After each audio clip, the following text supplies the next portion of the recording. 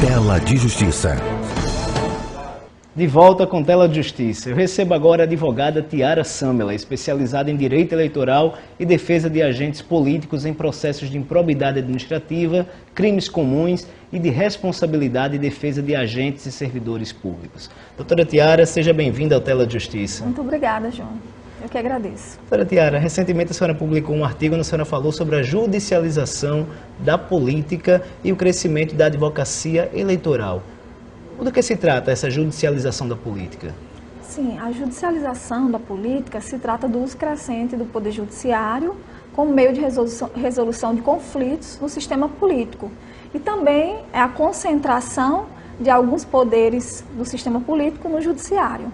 Então, diante desse crescimento da advocacia eleitoral, quais são os tipos de processos que uma advogada eleitoral hoje atua?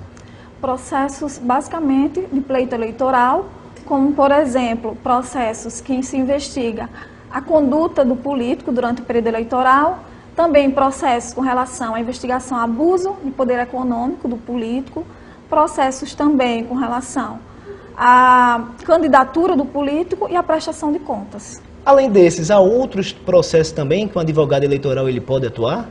Sim, processos que, em relação ao político já empossado. Processos de criminais, processos administrativos em geral. Certo. Doutora Tiara, a gente sabe que os políticos hoje eles não estão com a reputação tão bem perante a população. O que o político deve se fazer para que essa imagem dele perante a população possa melhorar? Sim, realmente há essa ideia geral de que todos os políticos são corruptos, mas isso não é verdade.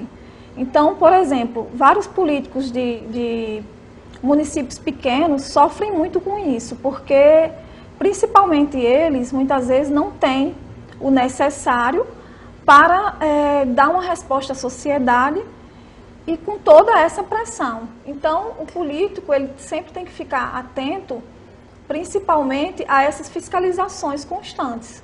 A senhora já presenciou casos de injustiça contra políticos, assim, devido a essa generalização? Sim, com certeza. O político, geralmente políticos de municípios pequenos, eles sofrem muito com isso. E ele tem que provar, não é alguém que está provando que ele fez alguma coisa errada, ele tem que provar que não está fazendo nada errado. A senhora também atua em defesa de servidores públicos. Qual é a sua posição hoje, sua opinião, em relação à estabilidade de servidores públicos e de magistrados?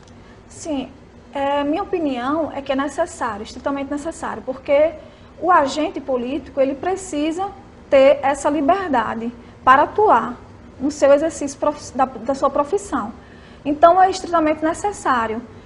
Claro que existe um ponto negativo, que é a ineficácia, às vezes, do sistema, mas eu acredito que a sociedade, os órgãos estão com tantas mudanças, estão chegando a um termo adequado.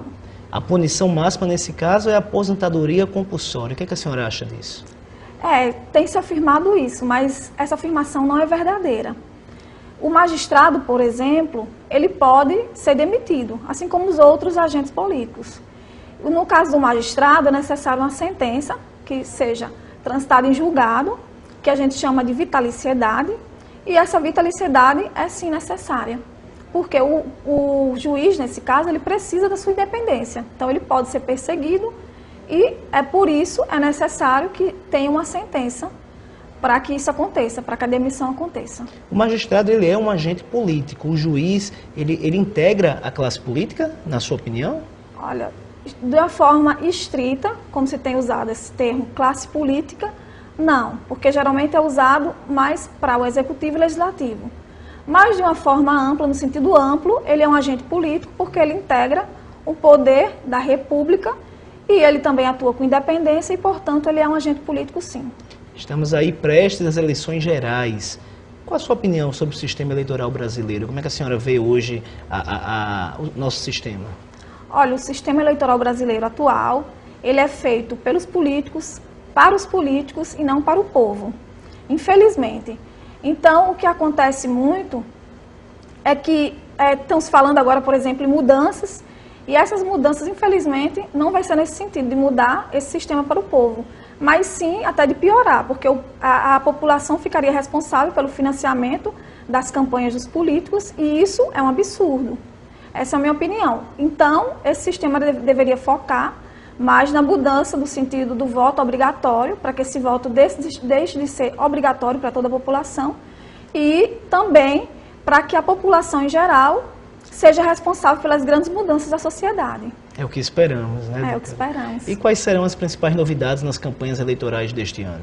Bem, com relação a uma mudança normativa, os políticos não vão poder mais ser financiados por empresas nas suas campanhas, ficou proibido. E com relação a um sentido mais prático, o uso das redes sociais, da internet, de uma forma mais ampla e bem maior do que nas outras eleições.